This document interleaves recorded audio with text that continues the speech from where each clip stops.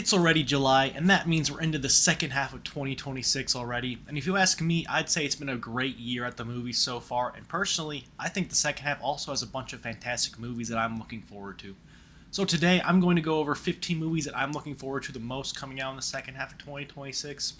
This isn't a list in order of most to least anticipated. I'll just be going by when they release. So the earlier on this list, the closer they are to being released. And without wasting any more time, let's just jump straight into the first film.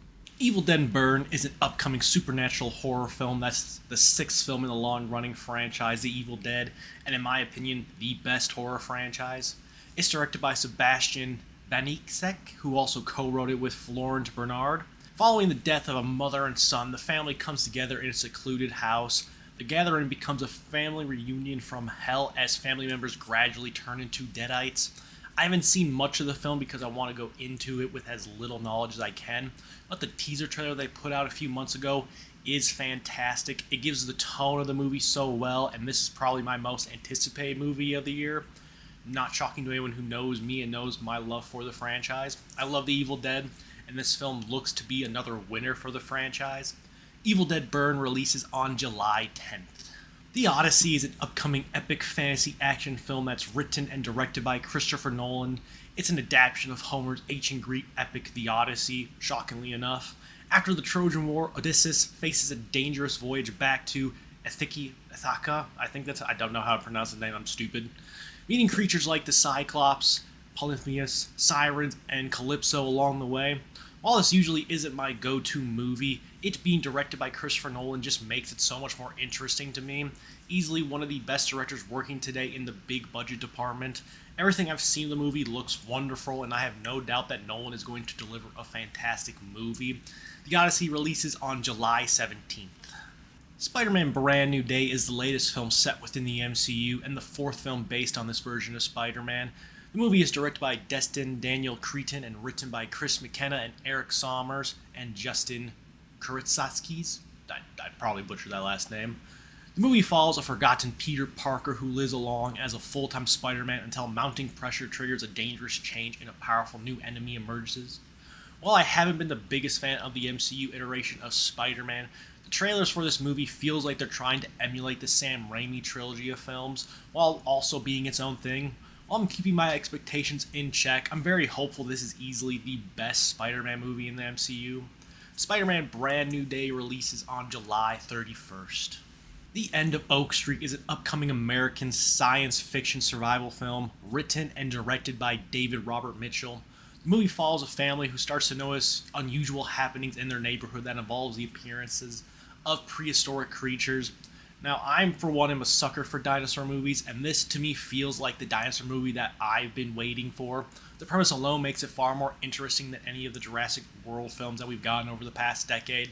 The movie looks really solid from the trailer that I've seen, and I'm hoping that this movie is what revitalizes dinosaurs in movies for other studios to make more of. I love dinosaurs in movies, so this is just a match made in heaven. The End of Oak Street releases on August 14th. Coyote vs. Acme is an upcoming live-action animated legal comedy directed by Dave Green, written by Sammy Birch. After Acme products fail him one too many times in his dogged pursuit of the Roadrunner, while Wile E. Coyote decides to hire a billboard lawyer to sue the Acme Corporation.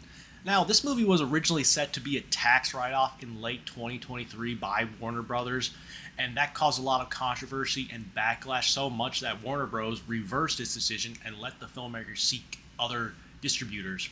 Fast forward to March 2025, and Ketchup Entertainment acquired the rights finally to the film for about $50 million. Now, that alone makes me want to support this film to reward the distributors for believing in this movie and letting it release and not just be forgotten media, pretty much. And the main reason I also want to watch it is because it's the Looney Tunes. They're great, and seeing another hybrid movie with these characters is wonderful. So out of all the movies on this list, this is the one I want to see succeed the most. I hope everyone who was part of the backlash to get this movie released actually go out on opening weekend to support this movie. I think everyone should, honestly. Coyote vs. Acme releases on August 28th. Onslaught is an upcoming American science fiction action film directed by Adam Wingard and written by Simon Barrett. The film follows a mother who is an army sniper soldier as she struggles to protect her young daughter from an army of genetically engineered super soldiers who escape from a secret military facility. Now, I'm a huge fan of Wingard's other movie, You're Next, and I've been excited for every movie he's done afterwards. Onslaught looks to lean more back into the horror action film, just like Your Next was. And that's what really excites me about this movie. While I've enjoyed his two Godzilla and King Kong movies and his other films that he's done, I'm very glad that he's going back to what made me a fan of his work. Onslaught releases on September 4th. Resident Evil 2026 is an upcoming horror film directed by Zach Cregger, who co-wrote the movie with Shay Hatton. The movie follows a hapless courier tasked with delivering a package to a remote hospital. He soon finds himself caught in the middle of an outbreak and must fight through hordes of mutated creatures to survive. I'm a huge fan of Zach after his first two films, Barbarian and Weapons, and then hearing that he was doing the next live-action Resident Evil film, I was immediately excited for this movie, and learning that it's not following any of the games made me even more excited. While I can understand Resident Evil fans being a bit upset at this, to me, if you're doing a video game adaptation, I personally want you to do something that's in the spirit of the franchise while doing something unique and new. And to me, the teaser trailer for this movie gives me that feeling so well. I truly think that this movie has the potential to be the best video game adaptation yet, and I fully trust Zach Cregger to deliver another excellent movie. Resident Evil 2026 releases on September 18th. Forgotten Island is an American animated fantasy adventure comedy film written and directed by Joel Crawford and Joanel Mercado. The movie follows two best friends who become stranded on the mystical world of Nakali, where their only escape might cost them their shared lifetime of memories. DreamWorks, while they've always been hit or miss with their movies, but when they hit, they tend to knock it out of the park. And The Forgotten Island looks like they have another winner on their hands. The animation style is gorgeous, and from the trailer that I've seen, the horror of the film seems like another movie that anyone and everyone can relate to. Forgotten Island releases on September 25th. The Social Reckoning is an American biographical drama thriller film written and directed by Aaron Sorkin. The movie follows Francis Hogan, I believe, a young Facebook engineer who enlisted the help of Jeff Horowitz, a Wall Street Journal reporter, to blow the whistle on the social network's most guarded secrets. This is a standalone sequel to one of my favorite movies of all time, The Social Network. And when it was announced, I personally said this needs to get the original writer back, which they did. And they also needed to get back David Fincher, who directed the film, and Jesse Eisenberg, who played Mark Zuckerberg in that movie. Those last two things, unfortunately, didn't happen. I think David Fincher was just too busy making his next movie, which I'll be talking about later on this list. And Jesse Eisenberg didn't really want to be associated with Mark Zuckerberg anymore, which I find to be very fair. So after learning, my interest in the movie didn't completely go away, but I'm not as excited as I would have hoped to be. But to the movie's credit, the first trailer was really good, and Jeremy Strong does seem like he's doing a great job as Mark. So I'm hoping it's a worthy sequel, and I'm not expecting it to be on that same level as The Social Network. The Social Reckoning releases on October 9th. Clayface is an upcoming American body horror film, and it's the third film set within the DCU. It's directed by James Watkins and was written by Mike Flanagan and Hussein Amini, I believe that's how you pronounce his name. The movie follows a rising Hollywood star, Matt Hagen, who descends into a horrifying, revenge-filled monster when scientific ambition strips him of his identity and humanity. Now, the main reason I'm excited for this movie is because of Mike Flanagan. He's one of my favorite working directors and writers in Hollywood right now. And whenever he's writing or directing a movie, I know it's going to be great. While I wish he was also directing Clayface, I understand he's a very busy guy and he's working on so many other projects at once, so this just wasn't in the case. But the other reason I'm excited for Clayface is that it's a horror movie using a comic book character. I think more comic book movies need to fully embrace other genres and use them to breathe new life into the comic book movie landscape. I fully believe Clayface will be great and hopefully help lead the way for other comic movie projects to embrace other film genres. Clayface releases on October 23rd. Wildwood is an American epic stop-motion animated fantasy film directed by Travis Knight and written by Chris Butler. The movie is based on Colin Meloy's and Carson Ellis's 2011 novel of the same name.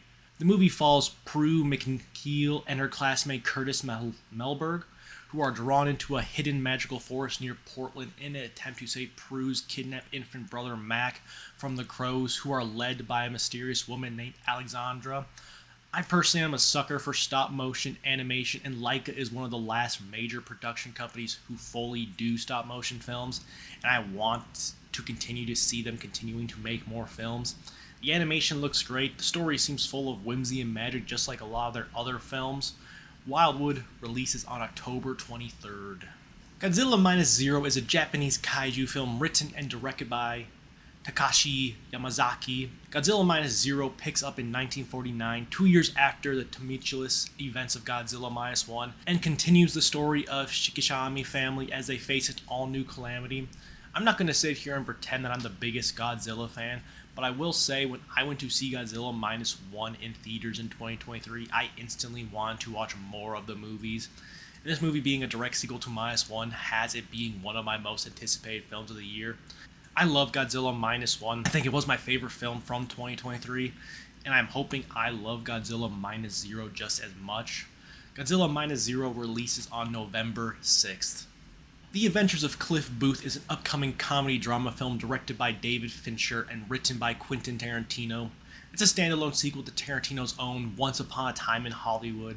8 years after the events of Once Upon a Time in Hollywood, Cliff Booth returns to a changing Los Angeles, now working as a fixer in the shadows of the Hollywood studio system.